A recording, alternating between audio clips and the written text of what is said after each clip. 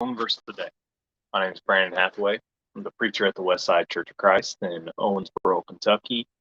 And I want to thank you for joining me today as I again open up the Bible and study the Word of God and just take some time aside to go through a verse or two and uh, just studying the Word and having a short talk about it. So just trying to encourage everybody to continue to do the same. Let us always be putting God first in our lives and do our part trying to help spread the word to the world.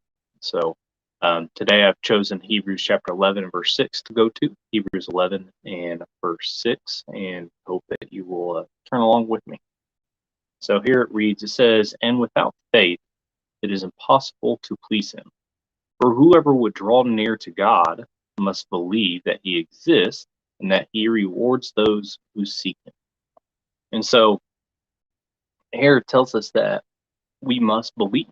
This whole chapter, it goes forth and lists a lot of men of faith and gives the example of their faith and how they acted upon it. I believe it can work hand in hand with James chapter 2 and verses 14 through 26 as we would get into talking about faith without works, because as it lists these men of faith, it also usually says something about the action that they took in their faith, something that they had done.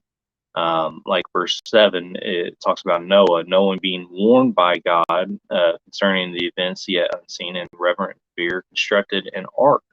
And so it wasn't that he just had faith, but he also, with his faith, he built the ark. If he just, I believe God, I believe that there's a flood coming, and he didn't build the ark, how would he have been saved? He had to build that ark. And so faith is something we must have, and it's impossible to please God without it. Again, if Noah was just building an ark just to build one, and he wasn't building it by God's design, then he wouldn't have been in favor with God. He wouldn't have been doing it according to his will. And chances are we wouldn't be talking about him because he wouldn't have had faith, but he did. He did have faith in God. He acted in righteousness, did things according to God's commandment, and took the warning and went with it. So we need to make sure we continue to please our God, and as it brings out, for whoever would draw near to God must believe that he exists and that he rewards those who seek him. And so it's not just a faith, but a faith in the reward.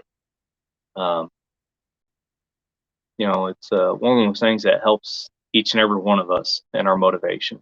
You get up and go to work because there's a reward in the end. You get your money, you get paid so that you can pay your bills, so that you can have insurance, so that you can have a retirement fund.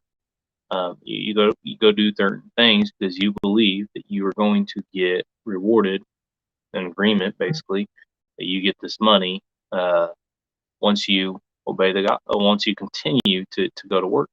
And at the end of the day and into the every other week, however you get paid. And so God has promised us a reward. Do we have faith in that reward? Do we have faith that he hears our prayers? That's a reward. Do we have faith that he is with us? That's a reward.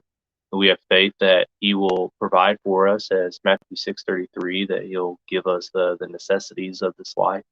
Do we have faith that he'll give us a home in heaven? And so we must believe that he is a rewarder of those who seek him. I thank you for joining me today. I hope that everybody has a blessed day today, and if the Lord wills, I'll talk to you later.